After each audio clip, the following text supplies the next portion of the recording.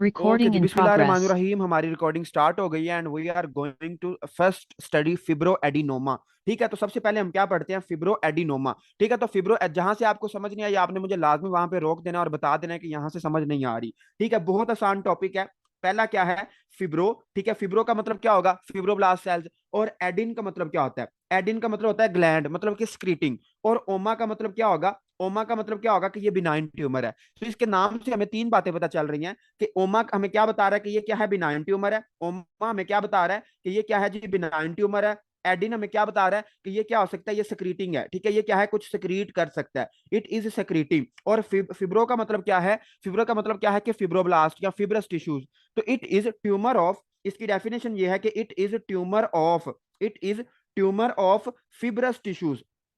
जो ब्रेस्ट के अंदर फिब्रस टिश्यूज होते हैं, जो फाइबर्स होती हैं, उनका अगर ट्यूमर हो जाए, बिनाइन ट्यूमर हो जाए, तो उसको हम क्या कहते हैं, फिब्रो एडिनोमा एंड ग्लैंड्स। जो ब्रेस्ट के अंदर ग्लैंड्स होते हैं और जो फिब्रस टिश्यूज होते हैं, अगर उनका ट्यूमर हो जाए तो उसको हम क्या कहते हैं, उसको हम क्या कहते हैं, फिब्रो एडिनोमा कहते हैं। और it is most common in post menopausal women. Post menopausal women, ऐसी लेडीज जिनका मेनोपॉज गुजर चुका है, उनमें ये क्या है, मोस्ट कॉमन है। पोस्ट मेनोपॉजल वुमेन में क्या है, मोस्ट कॉमन है। ओके, हम आगे चलते हैं। और इसकी प्रेजेंटेशन कैसी होगी, इट इज प्रेजेंटेड बाय, मतलब कि इसकी प्रेजेंटेशन जो फीमेल होगा या जो पेशेंट होगी वो आपके पास किस तरह आएगी। ठीक है, तो इसकी प्रेजेंटेशन होती है, जो फीमेल होगी वो आपके पास प्री है, पोस्ट है। जो बुक पे लिखा हुआ वो सही, आई थिंक प्री लिखा हुआ है यहाँ पे, मैं गलत हो गया। ओके, प्री है, प्री मेनोपॉजल वुमेन। जो प्री मेनोपॉजल वुमेन होती है उनमें ये ज्यादा कॉमन होता है। ओके, इसकी जो प्रेजेंटेशन होगी, आपके पास लेडी आएगी और वो कहेगी कि डॉक्टर साहब, मुझे अपनी चेस्ट में जो मेरी ब्रेस्ट है उसमें एक मैस फील होता है। ठीक है, उसमें क्या होता है, एक मैस फील होता है और वो क्या है, मोबाइल है। मतलब मुझे एक ऐसी, मुझे ना जो ब्रेस्ट है उसमें एक चीज फील होती है जो कि हिलती है, जो कि मूव करती है। तो इसमें आपको एक बहुत इंपॉर्टेंट फाइंडिंग मिलेगी, that is well circumscribed mobile marble like mass. ठीक है, वेल सरकम सरकमस्क्राइब्ड का मतलब क्या है, सरकमस्क्राइब्ड का मतलब है वेल सरकमस्क्राइब्ड मोबाइल मैस। ठीक है, जो फीमेल होगी वो आपको ये बताएगी कि डॉक्टर साहब, जो ब्रेस्ट है उसमें एक मैस फील होता है जो कि क्या है, मोबाइल है। और जब आप उसको पल्पेट करोगे तो वो क्या होगा, वेल सरकमस्क्राइब्ड।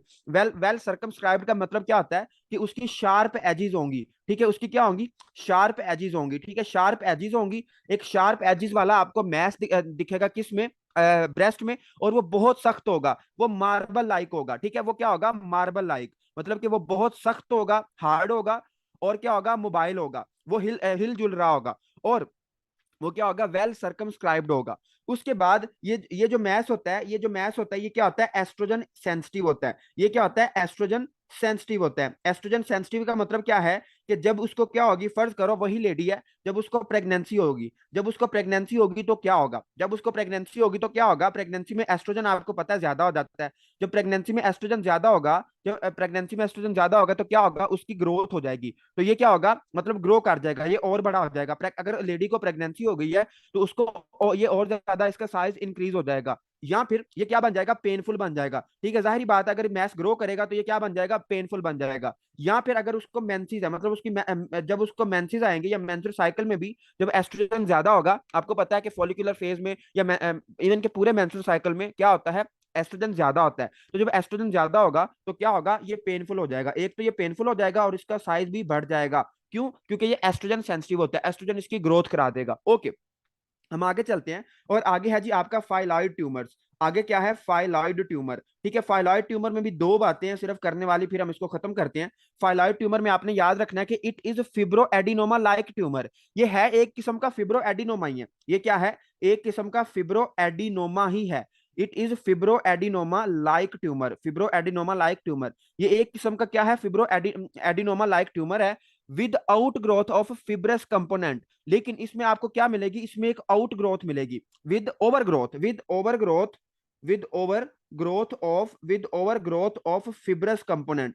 कि अगर जो फिब्रस कंपोनेंट है उसकी बहुत ज्यादा आपको ग्रोथ भी मिल रही है, और ये फिब्रो एडिनोमा के लाइक ट्यूमर है, लेकिन इसमें आपको क्या मिलता है, over growth of fibrous fibrous component. जो उसमें फिब्रस टिश्यूज है, अगर उनकी आपको ओवर ग्रोथ मिलती है तो आप इसको क्या कहोगे, फिलॉइड ट्यूमर। जब आप इसकी बायोप्सी कराओगे, जब आप फीमेल की क्या करोगे, बायोप्सी करोगे, मतलब उसके इस ट्यूमर की बायोप्सी करोगे, तो बायोप्सी में आपको क्या मिलेगा, लीफ लाइक प्रोजेक्शंस।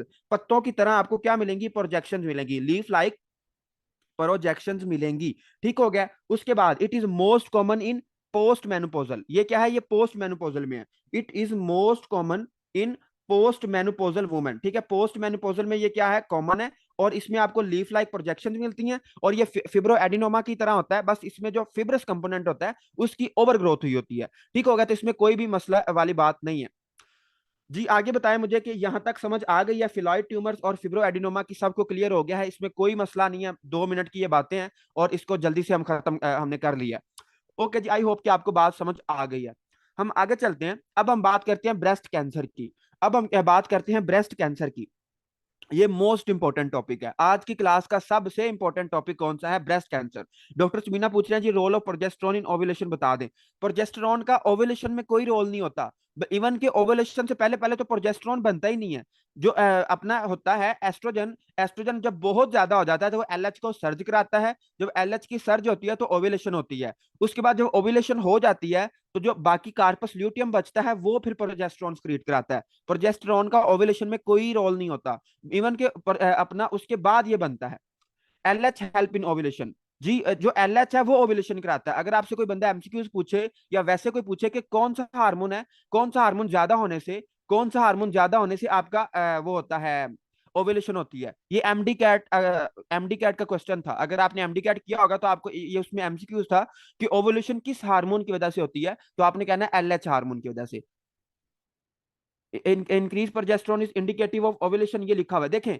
वो ये बताना चाह रहा है आपको, इस लाइन का मतलब ये है कि जब ओव्यूलेशन हो जाती है, ठीक है, जब ओव्यूलेशन हो जाती है तो फिर क्या बनता है, कार्पस ल्यूटियम बनता है। फिर क्या बनता है, कार्पस ल्यूटियम बनता है। और कार्पस ल्यूटियम फिर क्या करता है, प्रोजेस्टेरोन को इंक्रीज करना शुरू कर देता है।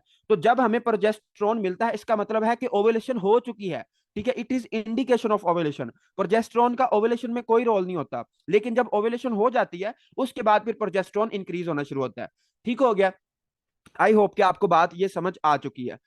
ओके, हम आगे चलते हैं और अब हमारा अब मोस्ट इंपॉर्टेंट टॉपिक है दैट इज ब्रेस्ट कैंसर, उसको हम पढ़ते हैं। और इसको हम पहले पढ़ेंगे फिर मैं आपको टाइम दूंगा कि आप क्वेश्चन करोगे, क्योंकि आप दरमियान में क्वेश्चन कर देते हो और फिर काफी हमारा टाइम उस पर चला जाता है। ठीक है, तो पहले हम बात करते हैं ब्रेस्ट कैंसर की। ब्रेस्ट कैंसर का आपको पता है कि इसमें जितने भी हम ट्यूमर पढ़ेंगे वो क्या होंगे, वो सारे के सारे क्या होंगे, मेलिग्नेंट होंगे। वो सारे के सारे क्या होंगे, कार्सिनोमा होंगे। और ये बहुत अहम है, बहुत ज्यादा अहम है, इसको आपने अच्छे तरीके से समझना भी है और इसको याद भी करना है। डॉक्टर मारिया इसमें पोस्ट मेनोपॉजल क्यों है, इसकी मुझे भी वजह नहीं पता, लेकिन बुक ने लिखा हुआ है कि it is most common in post menopausal women.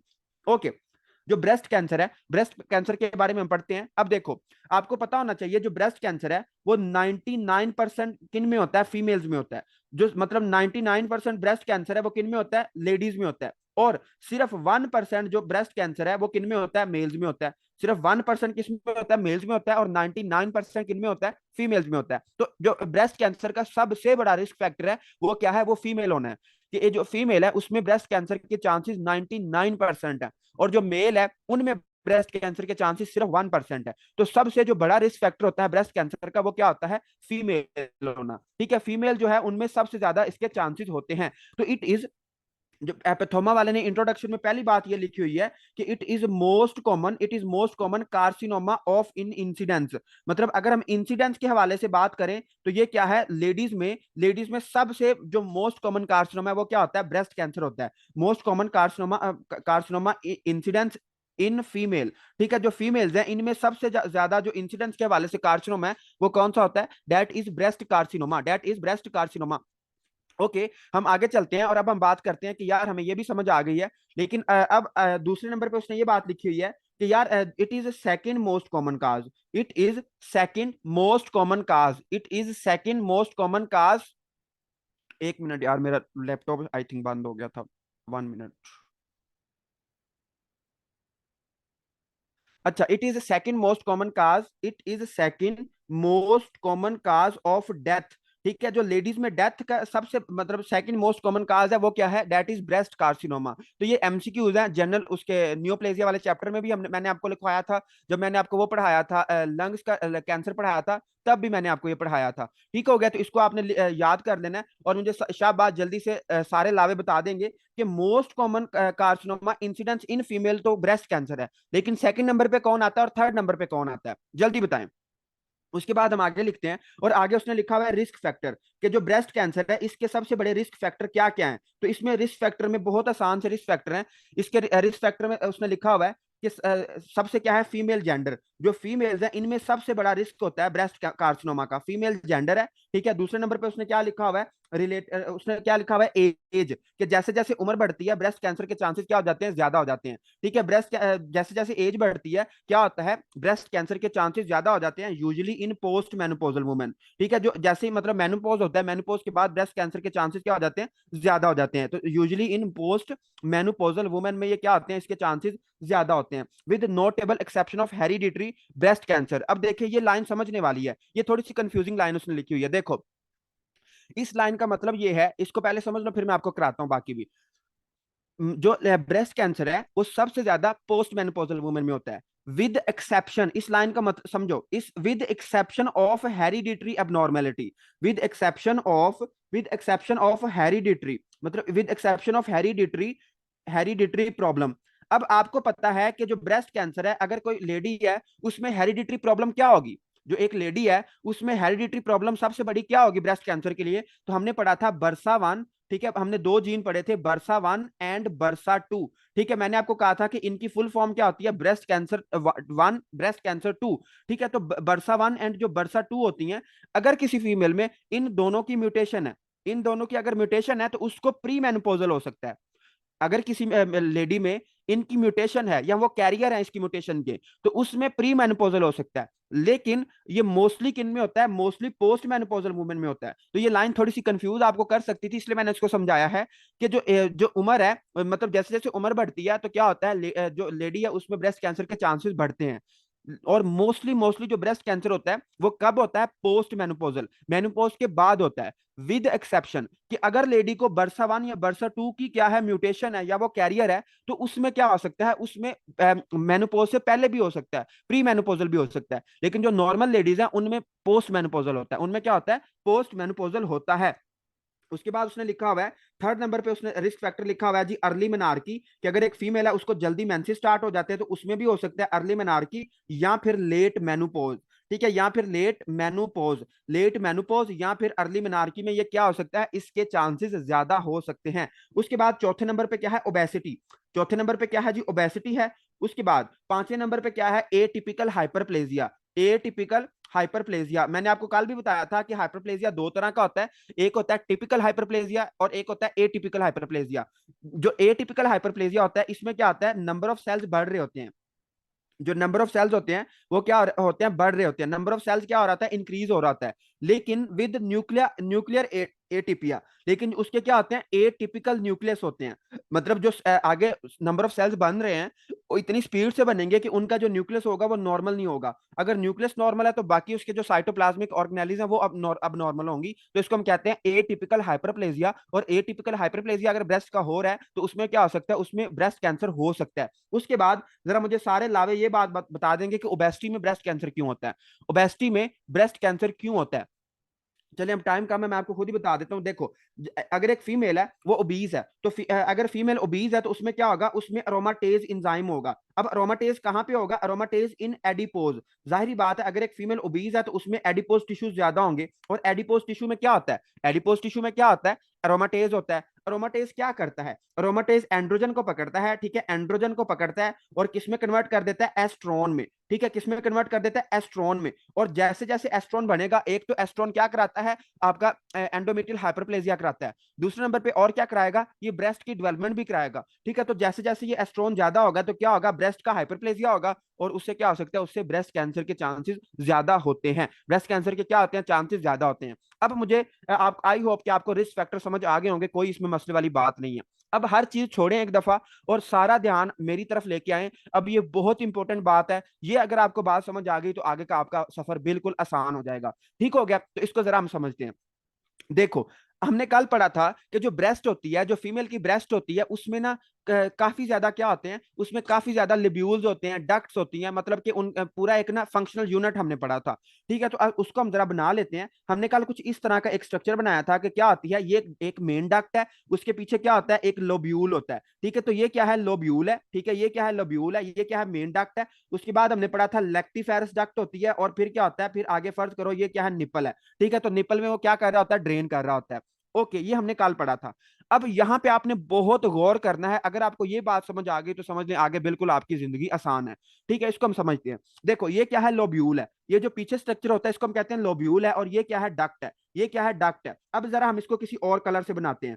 अब फर्ज करो आपके, हम ना दो तरह के कार्सिनोमा आगे पढ़ेंगे। एक को हम कहते हैं कार्सिनोमा इन सिचू, और एक को हम क्या कहते हैं, एक को हम कहते हैं डक्टल कार्सिनोमा। एक को हम क्या कहते हैं, मतलब कि इन्वेसिव कार्सिनोमा। तो हम दो तरह के कार्सिनोमा पढ़ेंगे। एक को हम कहेंगे इन सिचू कार्सिनोमा। तो इन सिचू का मतलब क्या होता है, इन सिचू का मतलब क्या होता है कि remain on same place. Remain on same place मतलब मैंने आपको समझाया भी था कि अगर कार्सिनोमा बेसमेंट मेम्ब्रेन को इन्वेड ना करे और अपनी जगह पे रहे तो इसको हम कहते हैं कार्सिनोमा इन सिचू। होता वो भी कैंसर है, वो बिनाइन नहीं होगा, वो फैलेगा तो सही लेकिन वो बेसमेंट मेम्ब्रेन के आगे नहीं जाएगा। लेकिन जो दूसरा दूसरे नंबर पे कार्सिनोमा होता है, दैट इज इन्वेसिव कार्सिनोमा।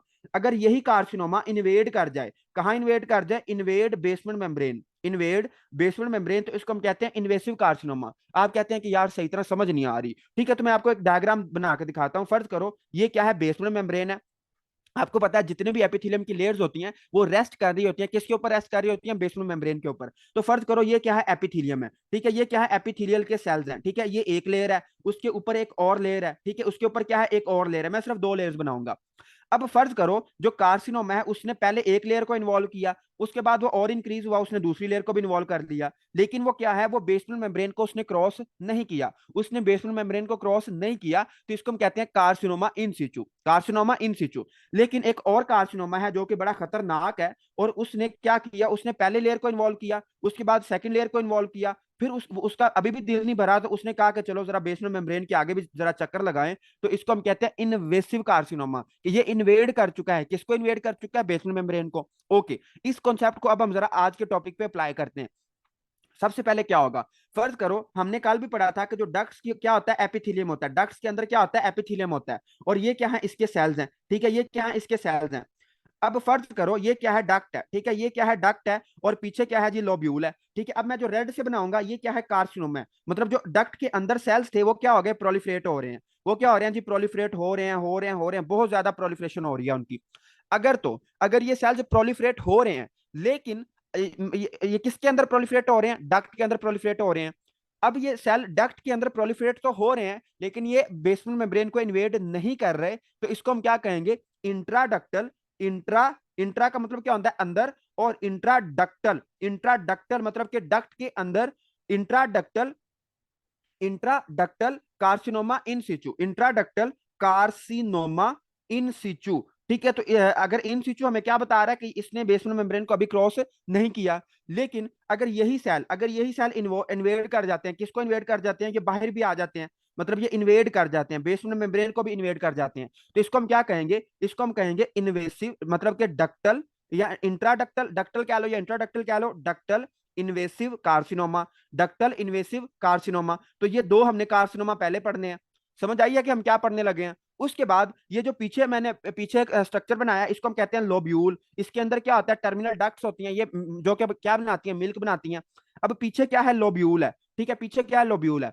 अगर लोब्यूल के अंदर सेल प्रोलिफरेट करते हैं, अगर लोब्यूल के अंदर सेल प्रोलिफरेट करते हैं, लेकिन वो बेसमेंट मेम्ब्रेन को क्रॉस नहीं करते, तो इसको हम क्या कहेंगे, इसको हम कहेंगे लोब्यूलर, इसको हम क्या कहेंगे, lobular carcinoma, lobular carcinoma in situ, lobular carcinoma in situ. ठीक हो गया।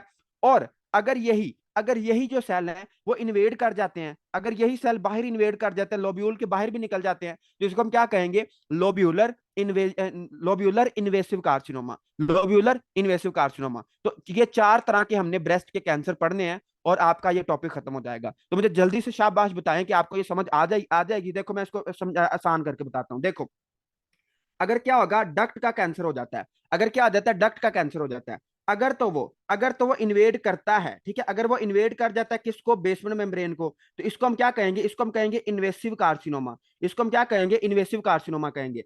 अगर यही डक्ट अगर यही डक्ट का कैंसर होता है, लेकिन वो डक्ट के अंदर रहता है, बेसमेंट मेम्ब्रेन को क्रॉस नहीं करता, तो इसको हम क्या कहेंगे, डक्टल इन सिचू कार्सिनोमा। ठीक है, इंट्राडक्टल इन सिचू कार्सिनोमा या ductal carcinoma in situ, ductal carcinoma in situ. ठीक है, तो ये क्या होगा, इन सिचू होगा, और ये क्या करेगा, not invade basement membrane, not invade basement membrane. Okay, उसके बाद हमने कहा कि ये तो डक्ट की बात कर रहे हैं, अगर लोब्यूल का कैंसर हो जाए, अगर किसका कैंसर हो जाए, लोब्यूल का कैंसर हो जाए, अगर ये इन्वेड करता है, अगर ये लोब्यूल का कैंसर इन्वेड करता है, तो इसको हम कहेंगे इन्वेसिव, इसको हम क्या कहेंगे, लोब्यूलर, मतलब लोब्यूलर कार्सिनोमा इन्वेसिव, या लोब्यूलर इन्वेसिव कार्सिनोमा। ठीक है, इन्वेसिव कार्सिनोमा।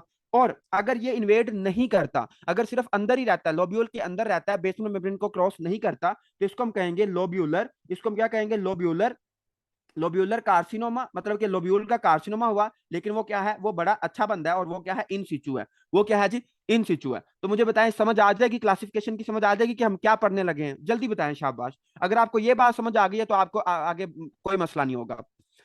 चलें जी, तकरीबन सबको समझ आ चुकी है, बहुत अच्छी बात है। हम आगे चलते हैं। अब हम बात करते हैं कि यार सबसे पहले हमने क्या पढ़ना है, सबसे पहले हमने पढ़ना है कि फर्ज करो डक्ट है, डक्ट के अंदर क्या होती है, प्रोलिफरेशन होती है, तो इसको हम क्या कहेंगे, डक्टल कार्सिनोमा। डक्ट के अंदर अगर क्या होता है, कैंसर बनता है, तो इसको हम क्या कहेंगे, डक्टल कार्सिनोमा। लेकिन वो बेसमेंट मेम्ब्रेन को क्रॉस नहीं करता है, तो इसको हम क्या कहेंगे, इन सिचू। तो ये टॉपिक का नाम है ductal carcinoma in situ, ductal carcinoma in situ. ठीक है, तो इसमें क्या होगा, इसकी हम डेफिनेशन लिखते हैं कि कार्सिनोमा है तो ये क्या होगा, मलिग्नेंट होगा, ये क्या होगा, मलिग्नेंट होगा, मलिग्नेंट कार्सिनोमा। ठीक है, it is proliferation, it is malignant proliferation of cells, it is malignant proliferation of cells within the ducts, of cells in ducts. Ducts के अंदर क्या होगी, malignant proliferation होगी, विद नो इन्वेजन। ये सबसे अहम बात है कि इसमें नो इन्वेजन होती है, विद नो इन्वेजन, इन्वेजन नहीं होगी, मतलब कि बेसमेंट मेम्ब्रेन की क्या होगी, इन्वेजन नहीं होगी। ये सबसे अहम बात है कि अगर इन्वेजन ना हो तो इसको हम कहते हैं इन सिचू कार्सिनोमा। ओके, हम आगे चलते हैं। उसके बाद उसने लिखा हुआ है कि often often detected as calcification, कि मतलब ये जो फीमेल होती है उसको जल्दी पता नहीं चलता, लेकिन जब वो क्या कराती है, मेमोग्राफी कराती है, जब वो क्या कराती है, मेमोग्राफी। मेमोग्राफी फिलहाल यही समझ रहे हैं कि जो ब्रेस्ट का एक्सरे होता है उसको हम कहते हैं मेमोग्राफी। तो जब वो मेमोग्राफी कराती है तो उसमें उसको क्या नजर आएगी, कैल्सिफिकेशन नजर आएगी, उसको क्या नजर आएगी, कैल्सिफिकेशन नजर आएगी। और जब कैल्सिफिकेशन नजर आएगी और हम उसकी क्या कराएंगे, हम उसकी बायोप्सी कराएंगे, तो हमें पता चल जाएगा कि ये क्या है, डक्टल कार्सिनोमा इन सिचु है। अब आप सारे लावे हैं, अब आपको ये, आप सारे ये सोच रहे हैं कि यार कैल्सिफिकेशन तो हमने कल फिब्रस नेक्रोसिस में भी पढ़ी थी, कि अगर एक फीमेल को ट्रॉमा होता है, ट्रॉमा के बाद उसकी क्या हो जाती है, डिस्ट्रोफी कैल्सिफिकेशन हो जाती है, तो उसमें भी हमें कैल्सिफिकेशन मिलती है। तो हम फिर कैसे डिफ्रेंशिएट करेंगे, हम फिर कैसे डिफ्रेंशिएट करेंगे, तो इसमें हम कहते हैं कि जो DCIS है, अच्छा DCIS पथोमा वाले ने शॉर्ट करके लिखा हुआ है, DCIS का मतलब है डक्टल कार्सिनोमा इन सिचू, ये उसकी शॉर्ट फॉर्म है। ठीक है, जो DCIS है ये प्रोड्यूस नो मैस, मतलब ये कोई मैस नहीं प्रोड्यूस करता, प्रोड्यूस नो मैस। लेकिन जो फैट नेक्रोसिस है या जो फिब्रोसिस्टिक चेंज है, वो क्या होगा, वो मैस प्रोड्यूस, वो मैस प्रोड्यूस करते हैं, लेकिन ये मैस प्रोड्यूस नहीं करेंगे, ये मैस प्रोड्यूस नहीं करेंगे। और डॉक्टर मारिया पूछ रहे हैं जी ये डिस्ट्रोफिक होगी, ये जी ये डिस्ट्रोफिक कैल्सिफिकेशन होगी, क्योंकि जो सेल्स हैं उनमें अबनॉर्मेलिटी आ गई है, उनमें कोई मसला आ गया और उसमें कैल्शियम डिपॉजिट होगा, तो इसको हम कहेंगे डिस्ट्रोफिक कैल्सिफिकेशन। ठीक हो गया। जो मेटास्टेटिक कैल्सिफिकेशन है वो कब होगी, जब हाइपर कैल्सीमिया होता है, जब कैल्शियम ज्यादा हो जाता है, तो उसमें मसला आता है। लेकिन अगर कोई सेल में अबनॉर्मेलिटी आ गई तो उसमें हम कहते हैं डिस्ट्रोफिक कैल्सिफिकेशन होती है। ठीक हो गया। तो जो DCIS है, it produce no mass, it produce no mass, ये कोई मैथ्स नहीं बनाता। इट फाइंड, इसमें एक बहुत अहम बात है जो अभी मैं आपको बताने लगा हूं, कि it must be differentiated by biopsy. अब आप कहते हैं कि यार जो मेमोग्राफी की कैल्सिफिकेशन है वो तो हमें किसी और वजह से भी मिलती है। देखो, कल हमने पढ़ा था कैल्सिफिकेशन हमें किस किस चीज में मिलती है, कैल्सिफिकेशन हमें मिलती है जी फैट नेक्रोसिस में, कि अगर एक फीमेल है उसको ट्रॉमा होगा तो उसमें भी क्या हो जाएगा, उसमें भी क्या हो जाएगा, फैट नेक्रोसिस हो जाएगा। उसके बाद दूसरे नंबर पे क्या होगा, फैट नेक्रोसिस, या फिर हमने कल पढ़ा था फिब्रोसिस्टिक चेंज। अगर क्या है, ब्रेस्ट में फिब्रोसिस्टिक चेंज आ गए हैं तो उसमें भी हमें क्या मिल सकता है, उसमें भी हमें कैल्सिफिकेशन मिल सकती है। अब आपको आप एक बात आपने याद रख ली कि जो आपका ये वाला कैंसर है ये मैस प्रोड्यूस नहीं करता, ये मैस प्रोड्यूस नहीं करता, ये मैथ प्रोड्यूस नहीं करता, और इसको हमने डिफ्रेंशिएट करना होता है। It must be differentiated, it must be differentiated, हमने इसको लाजमी डिफ्रेंशिएट करना होता है बाय बायोप्सी। ठीक है, बाय बायोप्सी, हम इसके बाद में बायोप्सी करेंगे और फिर हमें पता चल जाएगा कि ये क्या चीज है, फिर हमें पता चल जाएगा कि ये क्या चीज है। ठीक हो गया। उसके बाद आपने एक चीज याद रखनी है कि इसमें हमें कोमिडो टाइप सेल्स मिलते हैं। इसमें हमें क्या मिलते हैं, एक फाइंडिंग है जिसको हम कहते हैं कोमिडो टाइप, टूथपेस्ट लाइक टाइप। ठीक है, कोमिडो टाइप, कोमिडो टाइप कहते हैं हाई, इसमें हमें क्या मिलेंगे, हाई ग्रेड सेल्स मिलेंगे। इसमें हमें क्या मिलेंगे, हाई हाई ग्रेड सेल्स मिलेंगे, हाई ग्रेड सेल्स मिलेंगे with high grade cells with necrosis and dystrophic calcification, with dystrophic calcification in centre of duct. हमें क्या मिलेंगे, हाई ग्रेड और सेल्स मिलेंगे विद नेक्रोसिस, मतलब कि हमें नेक्रोसिस मिलेगी, और क्या मिलेंगे, हाई ग्रेड सेल्स मिलेंगे, एंड डिस्ट्रोफिक कैल्सिफिकेशन, और दरमियान में, डक्ट के दरमियान में क्या मिलेगी, डिस्ट्रोफिक कैल्सिफिकेशन। तो मैंने आपको कल भी समझाया था कि अगर क्या हो, सेल में कोई अबनॉर्मेलिटी हो तो वो क्या करते हैं, अगर कोई ट्रॉमा हो गया है, सेल रप्चर कर गया है, सेल में कोई मसला आ गया, तो वो क्या करते हैं, वो कैल्शियम को अपनी तरफ खींचता है। तो इसमें क्या होगा, आपको डिस्ट्रोफिक कैल्सिफिकेशन होगी, डिस्ट्रोफिक कैल्सिफिकेशन होगी, और वो कहां पे मिलेगी, डक्ट के सेंटर में। ठीक है, डक्टल सेंटर में। ठीक है, आपको क्या क्या मिलेंगे, हाईग्रेड सेल्स मिलेंगे, नेक्रोसिस मिलेगी, और क्या मिलेगी, डिस्ट्रोफिक कैल्सिफिकेशन मिलेगी in the centre of duct, in the centre of duct मिलेगी। ओके, तो आई होप कि आपको ये बात समझ आ चुकी है। आगे एक बहुत मशहूर डिजीज है, that is Paget disease, that is Paget disease. और मुझे शाबाश, जल्दी से सारे लावे, पहले तो ये बताएंगे कि हमने एक डिजीज पढ़ी थी, extra memory Paget disease, extra memory Paget disease, वो हमने कहां पे पढ़ी थी? जी, डॉक्टर समीना ने सही बता दिया, बाकी भी जरा बताएं। शाबाश, एक्स्ट्रा मेमोरी पेजेट डिजीज किस चीज की डिजीज होती है? भूल गए हो, माशाल्लाह।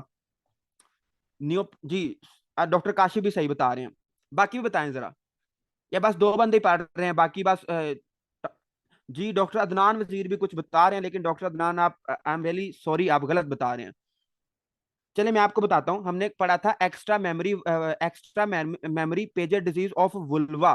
ठीक है, वुल्वा की अगर पेजेट डिजीज हो जाए तो उसको हम क्या कहते हैं, एक्स्ट्रा मेमोरी पेजेट डिजीज, उसको हम क्या कहते हैं, एक्स्ट्रा मेमोरी पेजेट डिजीज। लेकिन आज हम पढ़ते हैं मेमोरी पेजेट डिजीज, के ब्रेस्ट की जो होती है, जो ब्रेस्ट की डिजीज होती है उसको हम कहते हैं पेजेट डिजीज। अब इसमें आपने चीज याद रखनी है कि इट इज DCIS। ये क्या होता है, देखो पहले तो हम इसको समझ लेते हैं। ठीक है, ये क्या है, मैं आपको इसकी ना डायग्राम भी दिखाता हूं। फर्ज करो ये क्या है, डक्ट है। ठीक है, और ये क्या है, पीछे लोब्यूल है।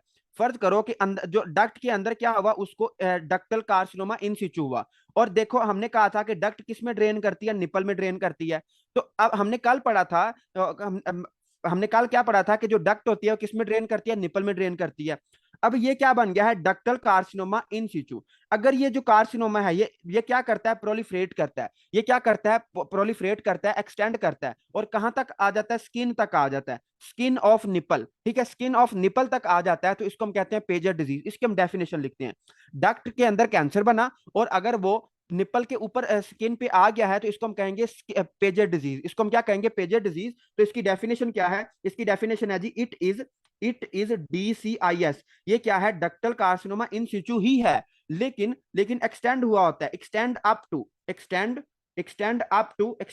To the skin of nipple, extend up to the skin of nipple. कि अगर स्किन निपल मतलब निपल तक आया हुआ है उस कार्सिनोमा, तो इसको हम कहते हैं पेजेड डिजीज। और इसकी हमें प्रेजेंटेशन क्या मिलती है, इसकी हमें प्रेजेंटेशन क्या मिलेगी, मतलब कि जो फीमेल होगी वो आपके पास क्या कंप्लेंट्स लेके आएगी, तो इसमें क्या होता है, निपल अल्सरेशन। जो निपल होगा उसमें आपको बहुत ज्यादा जख्म मिलेंगे। ठीक है, तो निपल निपल के क्या हुए होंगे, अल्सर्स बने होंगे, अल्सरेशन, निपल अल्सरेशन होगी। और क्या होगा, अरिथमा। ठीक है, और क्या होगा, अरिथमा होगा। ठीक है, अरिथमा। और अगर हम फर्स्ट एड को देखें तो फर्स्ट एड ने एक वर्ड लिखा है एक्सिज्मा। ठीक है, एक्सिज्मा होगा। ठीक है, ये सारे मतलब सेम ही वर्ड है। निपल अल्सरेशन का मतलब है कि जो उसका निपल होगा उसमें बहुत ज्यादा जख्म बने हुए होंगे। अरिथमा का मतलब क्या होगा, कि वो क्या होगा, रेड कलर का होगा। एक्सिज्मा आप इसको हम पढ़ेंगे भी, इसमें ना पैची स्किन बनती है, पैची स्किन, इन्फ्लेमेटरी स्किन। इसमें क्या होता है, पैचेस बनते हैं, डिफरेंट पैचेस बनते हैं और इन्फ्लेमेटरी स्किन होती है। मैं आपको पिक्चर दिखाता हूँ फिर आपकी समझ आएगी।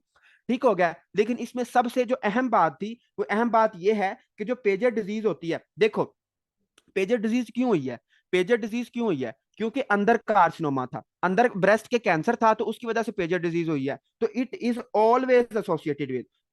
Always associated with underlying, it is always associated with underlying carcinoma। ये सबसे अहम बात है। It is always associated with underlying carcinoma, कि ब्रेस्ट के अंदर कैंसर था और वो जब बाहर स्किन के ऊपर आया तो क्या हो गया, उसको पेजेड डिजीज हो गई। लेकिन मुझे शाबाश जल्दी से ये बताएं कि जो हमने वुल्वा की पढ़ी थी, जो हमने वुल्वा की पढ़ी थी, क्या वुल्वा के अंदर कैंसर था और वो कैंसर वुल्वा के सरफेस पे आया था, या वो वैसे ही अल्सर बने थे? जल्दी बताएं।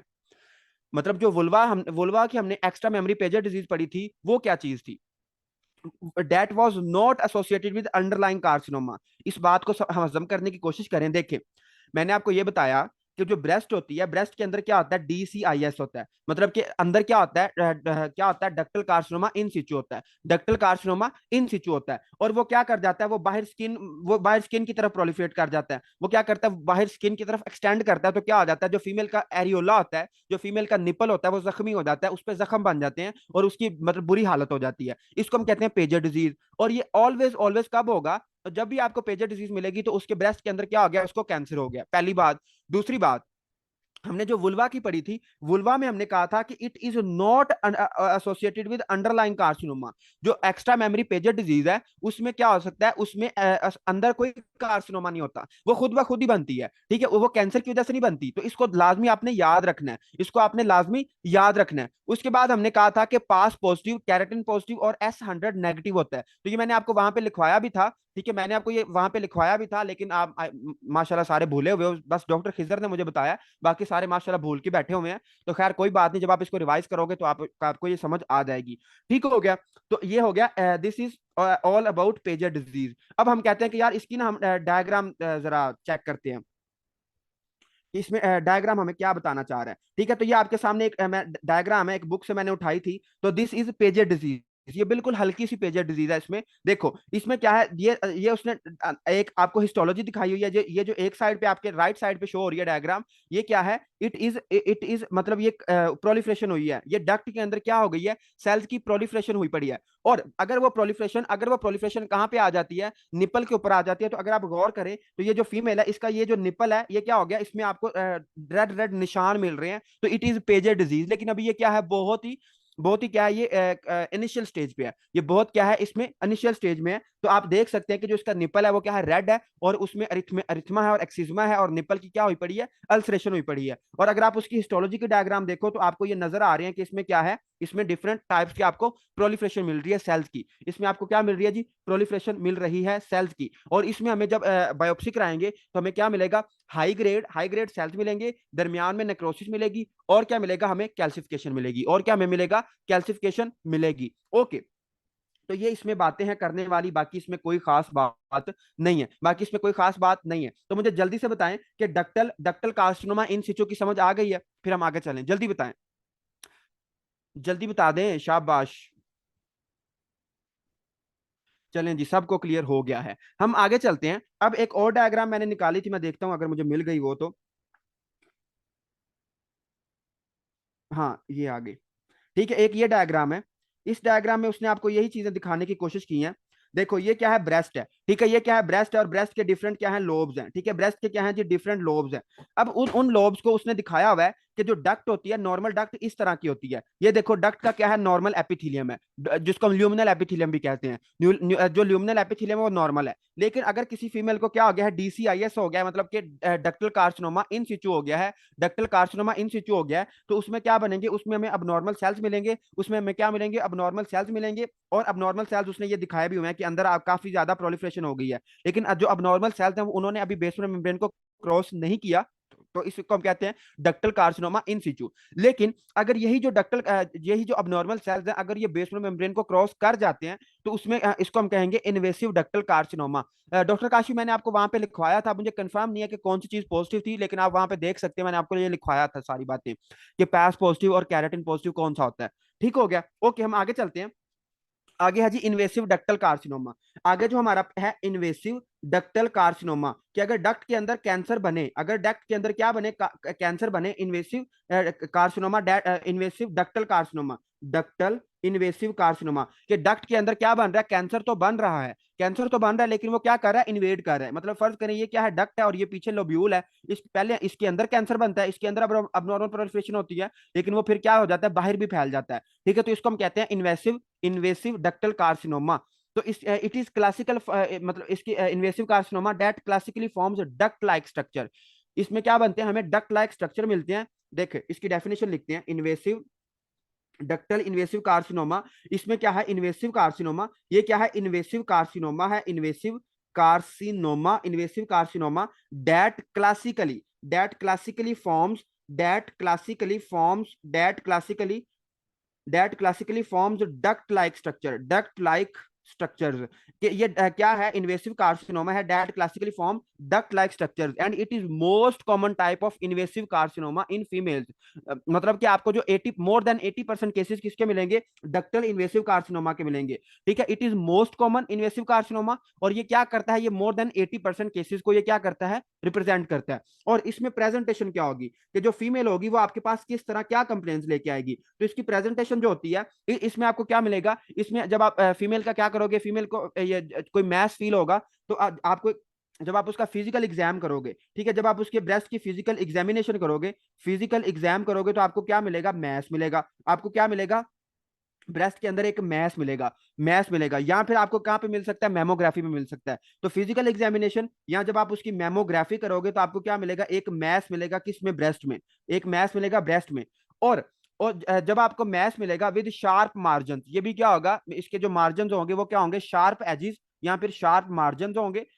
एक मैस होगा जिसके क्या होंगे, शार्प मार्जिन होंगे। और इसमें आपने याद रखना है कि ये ना इसमें मतलब इतनी कोई अहम बात नहीं है, सिर्फ आपने इसको पढ़ लेना है कि अगर हम इसको क्लिनिकली डिटेक्ट करें, क्लिनिकली डिटेक्शन का मतलब ये है कि अगर हम उसको फिजिकली एग्जामिनेशन करें, मतलब एक फीमेल है आपके पास आई है, तो ये उसने आपको ये बताने की कोशिश की है कि कितने साइज का मैस हो, तो उसको हम फिजिकली एग्जामिनेशन से देख सकते हैं। तो जो हम क्लिनिकली डिटेक्ट कर सकते हैं, that is mass of 2 centimetre, that is mass of 2 centimetre or more. मतलब अगर 2 या 2 से ज्यादा सेंटीमीटर का मैस है, तो उसको हम फिजिकल एग्जामिनेशन से देख सकते हैं, उसको हम फिजिकल एग्जामिनेशन से देख सकते हैं, मतलब क्लिनिकली देख सकते हैं। लेकिन अगर एक मैस है और वो क्या है, 1 सेंटीमीटर का, अगर वो एक मैस 1 सेंटीमीटर या उससे ज्यादा है, तो उसको हम मेमोग्राफी से देख सकते हैं। उसको हम क्या कर सकते हैं, मेमोग्राफी से देख सकते हैं, मेमोग्राफी से देख सकते हैं। ओके, जो तीसरे नंबर पे है, तीसरे नंबर पे क्या है, एडवांस्ड ट्यूमर कैन बस इसमें मेमोग्राफी वाला उसने 1 सेंटीमीटर का लिखा हुआ है, और उसने जो क्लिनिकली डिटेक्टेड है वो कौन सा लिखा हुआ है, 2 सेंटीमीटर का। ये आपने याद रखना है। अब ये समझने वाली बात है जो अब मैं बताने लगा हूं, यहाँ पे बहुत स्टूडेंट कंफ्यूज हो जाएंगे, और ये सबसे अहम बात भी यही है। जो एडवांस ट्यूमर होता है, मतलब कि फर्ज करो ये जो कार्सिनोमा है ये बहुत एडवांस स्टेज में चला गया। एडवांस्ड ट्यूमर, जो एडवांस्ड ट्यूमर होगा, advance tumour can deform, advance tumour can deform suspensory ligament. अब आप कहते हैं कि यार ब्रेस्ट में सस्पेंसरी लिगामेंट अब कहां से आ गए हैं, तो इसको मैं आपको डायग्राम दिखाता हूं, फिर आपको समझ आएगी। जो एडवांस ट्यूमर होगा वो क्या करेगा, सस्पेंसरी लिगामेंट को क्या कर देगा, डिफॉर्म कर देगा। अब आपको समझ आएगी बात, आप पिक्चर देखो फिर आपको समझ आएगी।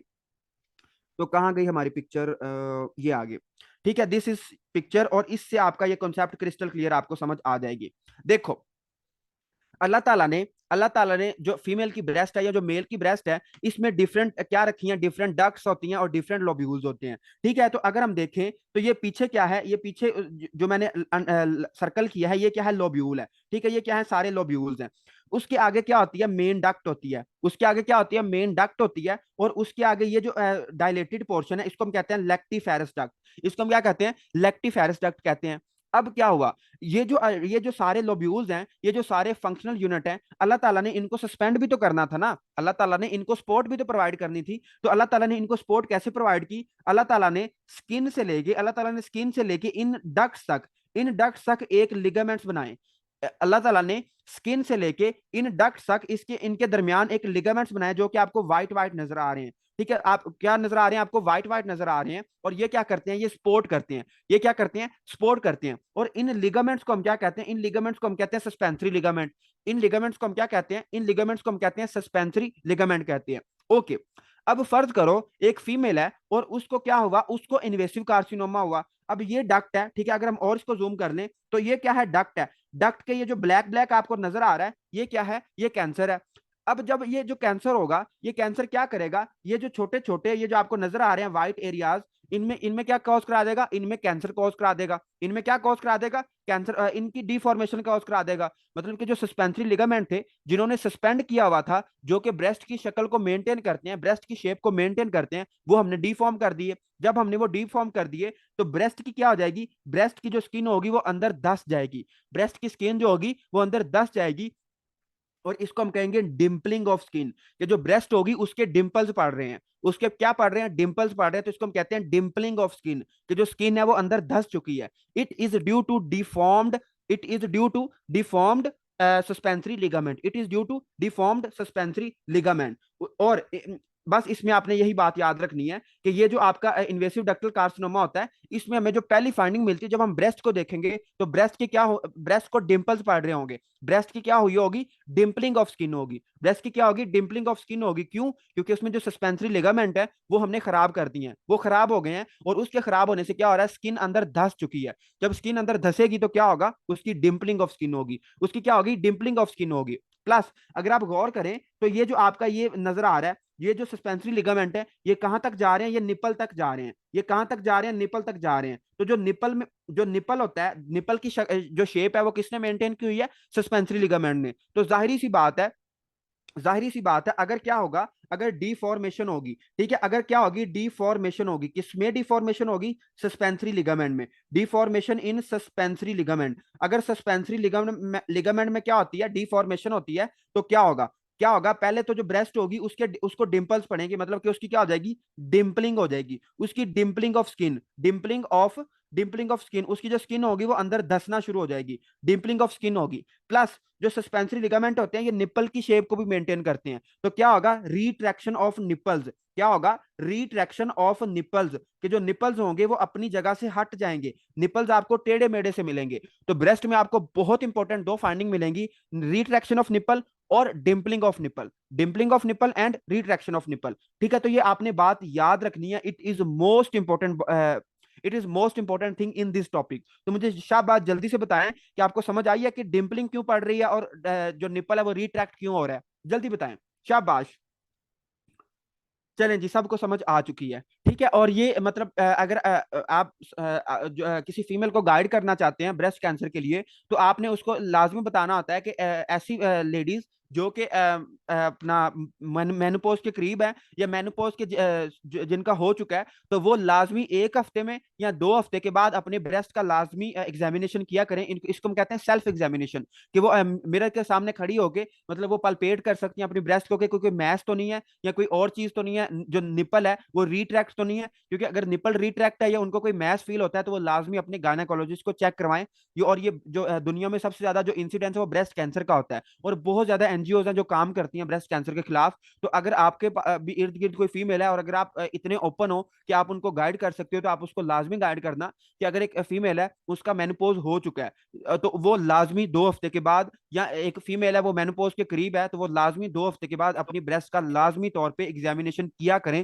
ताकि अगर उनमें कोई मैस अल्लाह ना करे बनता भी है, तो हम उसको प्रोफाइलेक्टिकली पहले ठीक कर सकें। क्योंकि आपको पता है कि कार्सिनोमा या कैंसर जैसे जैसे बढ़ता है, फिर हम उसको कंट्रोल करना मुश्किल हो जाता है। तो अगर आप उसको पहली स्टेज पे पकड़ लोगे तो बहुत आसानी से वो रिमूव हो जाएगा।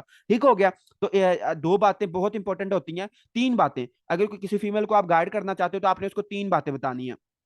पहली बात ये कि आपने जब अपनी ब्रेस्ट को पल्पेट करना है, तो अगर आपको कोई उभार सा फील होता है, या आपको कोई मैस फील होता है, तो आपने लाजमी अपने गायनेकोलॉजिस्ट को रिजू करना है, आपने गायनेकोलॉजिस्ट के पास जाना है। अगर आपको जो निपल है, अगर वो टेढ़ा मेढ़ा सा मिलता है, रिट्रैक्शन ऑफ निपल होती है, तो फिर भी आपने इसको लाजमी दिखाना होता है गायनेकोलॉजिस्ट को। या फिर अगर आपका जो ब्रेस्ट है और ब्रेस्ट का जो निपल है उसमें कोई डिस्चार्ज आ रहा है, किसी भी कलर का डिस्चार्ज आ रहा है, तो लाजमी अपने जो गायनेकोलॉजिस्ट है उससे रजू करें, ताकि अगर कोई मसला हो रहा है तो हम उसको पहले ही पकड़ सकें। ठीक हो गया। तो ये आपने लाजमी बताना है, being a medical student and being a doctor. ठीक हो गया। ओके, हम आगे चलते